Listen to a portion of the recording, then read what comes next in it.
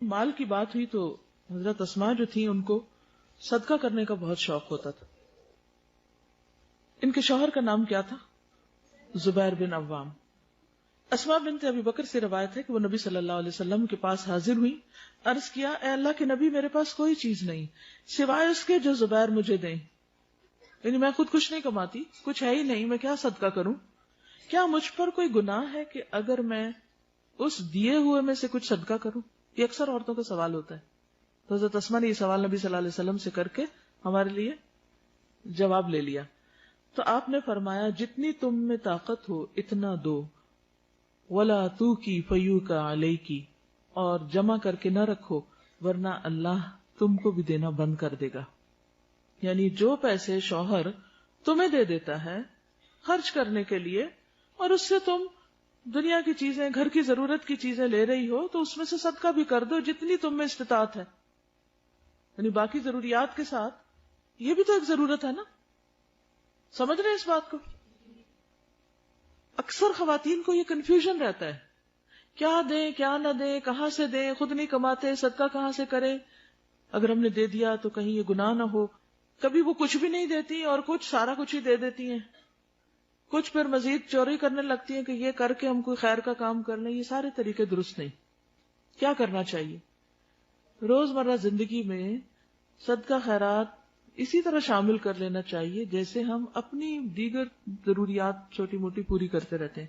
مثلا اگر آپ نے اپنے گھر والوں کے لیے کھانا خریدا ہے اور اس کو آپ پکا رہی ہیں, آپ گھر والوں کو کھلا رہی ہیں تو ساتھ کسی یتیم مسکین کو بھی کھلا دیں, اسے کیا مشکل ہے؟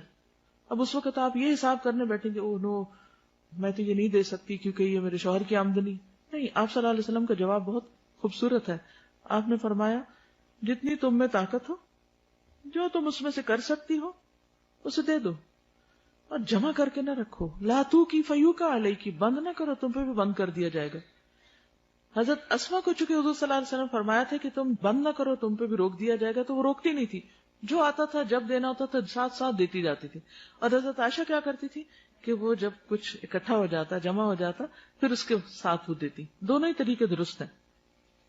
عبداللہ بن زبیر سے روایت ہے, کہتے ہیں کہ میں نے عائشہ رضی اللہ تعالی عنہا اور اسماء سے زیادہ کسی عورت کو سخی نہیں دیکھا. بہت زیادہ سخاوت کرتی تھی. ان کی سخاوتیں دو طرح کی تھی. حضرت عائشہ جمع کیا کرتی تھی اور ذرا ذرا جمع کرتی تھی, جب کچھ جمع ہوتا تو تقسیم کرتی. اور حضرت اسماء کل کے لیے جمع نہیں کرتی تھی, ساتھ ہی دے دیتی تھی. اب آپ میں سے جس کو جو سوٹ کرے وہ طریقہ اختیار کر لے. اس سے یہ پتہ چلتا ہے کہ دین میں وسعت ہے. کسی ایک لگے بندھے طریقے کو دین سمجھنا اور اس سے ذرا ادھر ادھر ہونا اس کو غیر دین سمجھنا یہ درست نہیں. ہر شخص کو اپنے حالات کے مطابق نیکی کے کام کرنے چاہیے. اصل چیز ہے مقصد کا حصول. رستہ ادھر سے بھی جا سکتا ہے اور ادھر سے بھی جا سکتا ہے, بشرطے کہ آپ وہیں پہنچے جہاں پہنچنا چاہیے, کریں وہی جو کرنا چاہیے. جی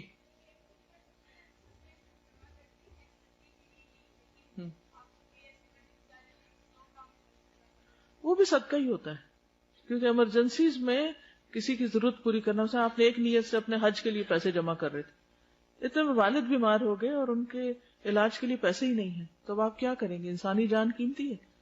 آپ وہ پیسے ان کو دے دیں گے تو انشاءاللہ اللہ تعالیٰ آپ کی نیت پوری کر دے گا اور آپ کو حج کا ثواب بھی مل جائے گا.